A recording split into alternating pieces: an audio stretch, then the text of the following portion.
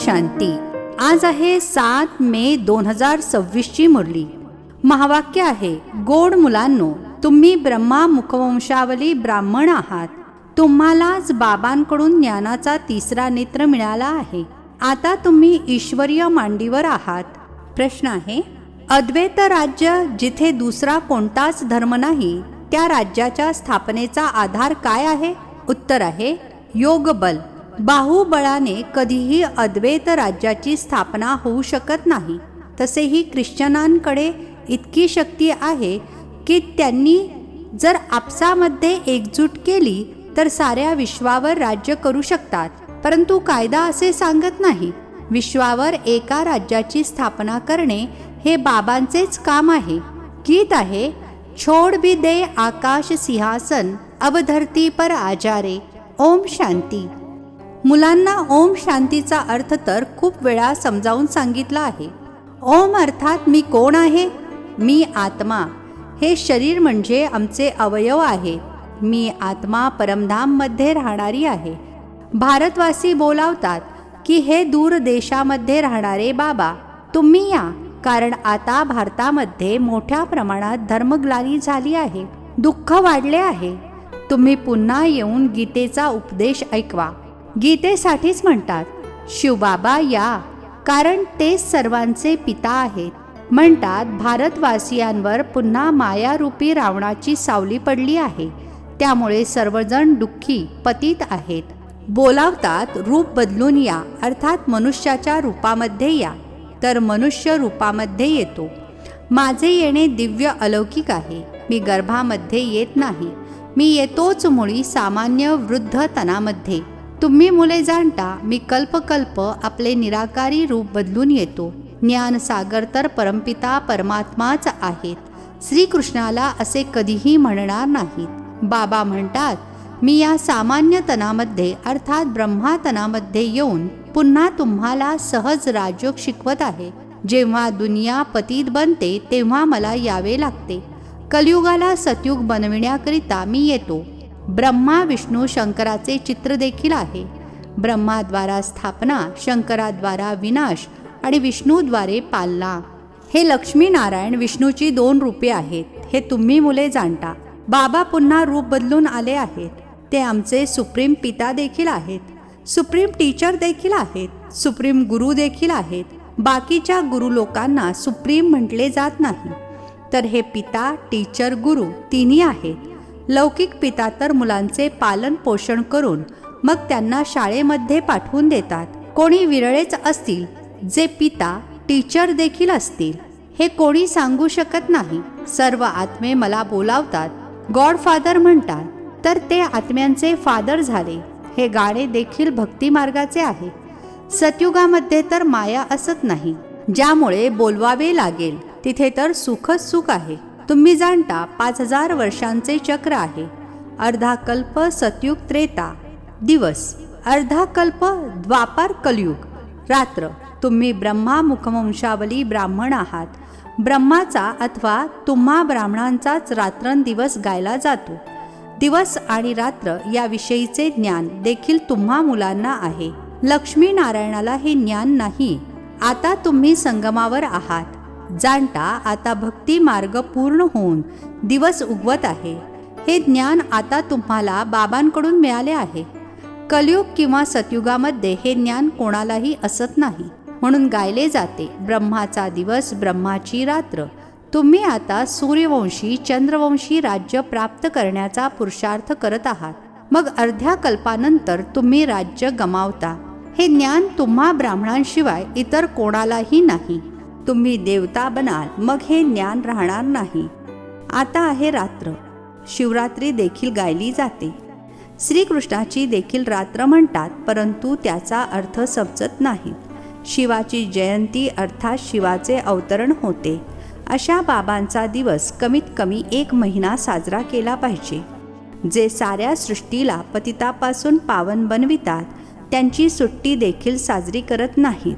बाबा म्हणतात, मी सर्वांचा लिबरेटर आहे. गाईड बनून सर्वांना घेऊन जातो. आता तुम्ही राजयोग शिकण्याचा पुरुषार्थ करत आहात.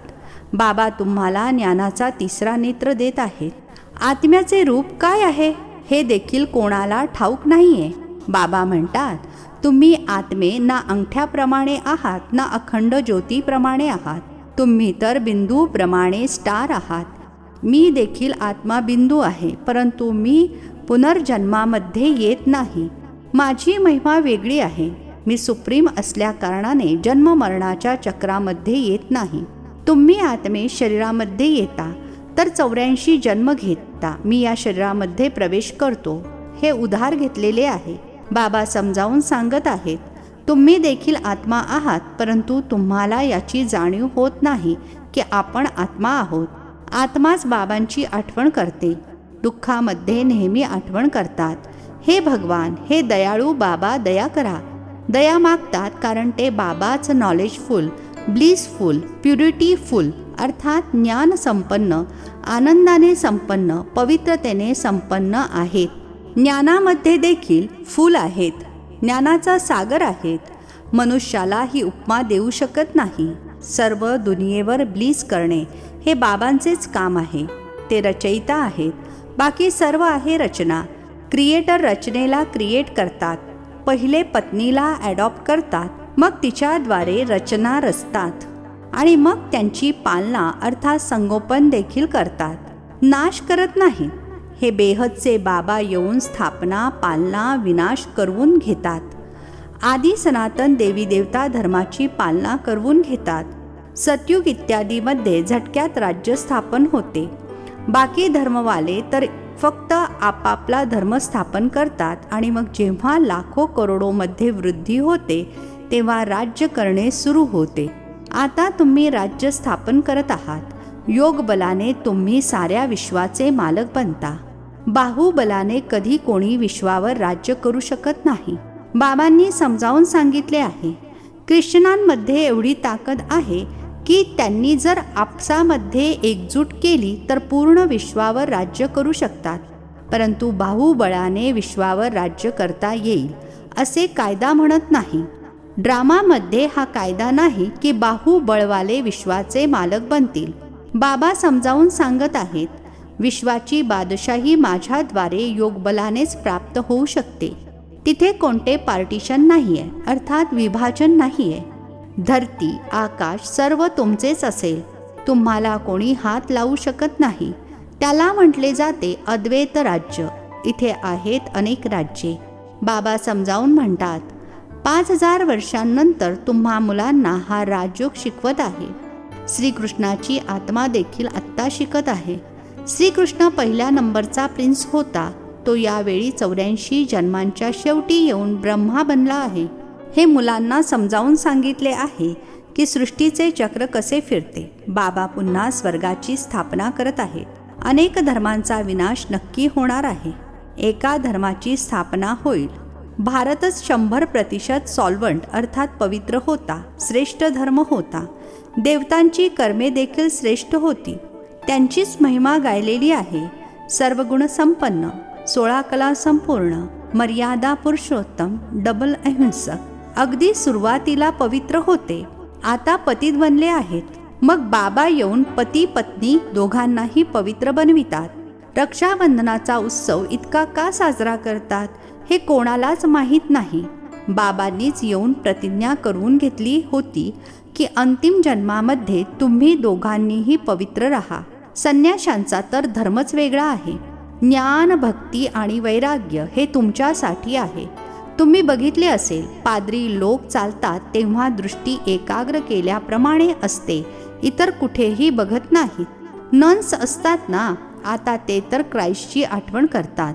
म्हणतात क्राइस्ट ईश्वराचा बच्चा होता. तुमचा सफेद कपडे इत्यादीशी काहीही संबंध नाही. तुम्ही तर आत्मा आहात. नन बट वन अर्थात एक शिवाय इतर कोणीही नाही. एकाचीच आठवण करायची आहे. खऱ्या नन्स तर तुम्ही आहात. तुम्हाला वारसा तर त्या बाबांकडून मिळणार आहे. त्यांची आठवण कराल तेव्हाच विकर्म विनाश होतील. म्हणून बाबांचा आदेश आहे, मामेकम अर्थात मज एकाची आठवण करा. आत्म्याविषयी विश्वास नसल्या कारणाने नन्स मग क्राइस्टची आठवण करतात. गॉड कोण आहे हेच जाणत नाहीत. भारतवासी जे सर्वात आधी येतात तेच जाणत नाहीत. लक्ष्मीनारायणाला हे सृष्टीचे ज्ञान थोडेच आहे ना, ते त्रिकालदर्शी आहेत. त्रिकालदर्शी तुम्ही ब्राह्मण बनता. बाबा तुम्हा कवडी समान असणाऱ्यांना परिवर्तित करून हिऱ्या समान बनवितात. आता तुम्ही ईश्वरीय मांडीवर आहात. तुमचा हा अंतिम जन्म अतिशय अमूल्य आहे. तुम्ही खास भारताची आणि आम दुनियेची रूहानी सेवा करता. बाकी ते तर आहेत देहधारी समाजसेवक. तुम्ही आहात रूहानी. तुम्हाला शिकविणारे सुप्रीम रूह आहेत. प्रत्येक आत्म्याला सांगा, बाबांची आठवण करा. बाबांचेच पतित पावन म्हणून गायन केले जाते. तुम्हाला खाली घसरण्यामध्ये अर्थात पतन होण्यामध्ये 84 जन्म लागतात. मग चढायला 1 सेकंद लागतो. या मृत्यू लोकातील हा तुमचा शेवटचा जन्म आहे. मृत्यू लोक मुर्दाबाद, अमर लोक जिंदाबाद होणार आहे. याला अमरकथा म्हटले जाते. अमर बाबा येऊन तुम्हा अमर आत्म्यांना अमर युगामध्ये घेऊन जाण्यासाठी अमरकथा ऐकवतात. बाबा म्हणतात, ठीक आहे, सर्व गोष्टी विसरून जाता तर फक्त स्वतःला आत्मानिश्चय करून मज एक पित्याची आठवण करा. बुद्धीचा योग माझ्याशी लावा तर तुमची पापे भस्म होतील आणि तुम्ही पुण्य आत्मा बनाल. तुम्ही मनुष्यापासून देवता बनत आहात ही नवी गोष्ट नाहीये. 5000 वर्षांनंतर बाबा येऊन तुम्हाला वारसा देतात. मग रावण पुन्हा शाप देतो. हा खेळ आहे. भारताचीच कहाणी आहे. या गोष्टी बाबाच समजावून सांगतात. हे कोणत्याही वेदशास्त्र इत्यादीमध्ये नाहीत. म्हणून गॉडफादरलाच नॉलेजफुल, पीसफुल, ब्लिसफुल म्हटले जाते. तुम्हाला देखील आप समान बनवतात. तुम्ही देखील पूज्य होता, नंतर मग पुजारी बनता. आपेही पूज्य, आपेही पुजारी.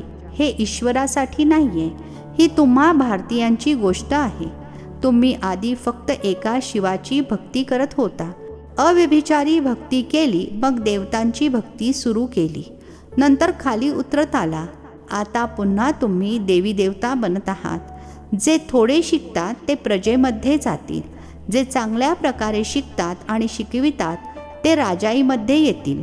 प्रजा तर भरपूर बनते. एका महाराजाची लाखो करोडोच्या आसपास प्रजा असेल. तुम्ही पुरुषार्थ करताच मुळी कल्पापूर्वीप्रमाणे. पुरुषार्थावरून समजते की माळेमध्ये येणारे कोण कोण आहेत. प्रजेमध्ये देखील कोणी गरीब, कोणी श्रीमंत बनतात. भक्ती मार्गामध्ये ईश्वर अर्थ दान करतात. का ईश्वराकडे नाहीये का?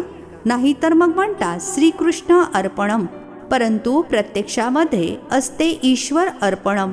मनुष्य जे काही करतात त्याचे फळ दुसऱ्या जन्मामध्ये मिळते. फक्त एका जन्मासाठी मिळते. आता बाबा म्हणतात, मी आलो आहे तुम्हाला 21 जन्मांचा वारसा देण्याकरिता. माझ्यासाठी डायरेक्ट अर्थात प्रत्यक्ष काहीही करतात तर त्याची प्राप्ती तुम्हाला 21 जन्मांसाठी होते. इनडायरेक्ट अर्थात अप्रत्यक्ष करतात तर एका जन्मासाठी अल्पकाळाचे सुख मिळते. बाबा समजावून सांगत आहेत, तुमचे हे सर्व काही मातीमध्ये मिसळून जाणार आहे. म्हणून याला सफल करा. तुम्ही या रुहानी हॉस्पिटल कम युनिव्हर्सिटी उघडत जा, जिथून सर्व एव्हर हेल्दी एव्हर वेल्दी बनतील. याच्याद्वारे भरपूर कमाई होते. योगामुळे हेल्थ अर्थात आरोग्य आणि चक्राला जाणल्यामुळे वेल्थ अर्थात समृद्धी मिळते. तर घराघरामध्ये अशी युनिव्हर्सिटी कम हॉस्पिटल उघडत जा. मोठा माणूस असेल तर तो मोठे उघडेल, जिथे भरपूर जण येऊ शकतील. बोर्डावर लिहून ठेवा, जसे नेचर क्युअरवाले लिहितात. बाबा सर्व दुनियेचे नेचर बदलून प्युअर बनवितात. यावेळी सर्व इम्प्युअर अर्थात अपवित्र आहेत. साऱ्या दुनियेला एव्हर हेल्दी एव्हर वेल्दी बनविणारे एक बाबा आहेत, जे आता तुम्हा मुलांना शिकवत आहेत. तुम्ही आहात मोस्ट स्वीट चिल्ड्रेन अर्थात सर्वात जास्त गोड मुले. अच्छा, गोड गोड. खूप खूप वर्षांनंतर भेटलेल्या मुलांप्रती मातपिता बापदादांची प्रेमपूर्वक आठवण आणि सुप्रभात. आत्मिक पित्याचा आत्मिक मुलांना नमस्ते.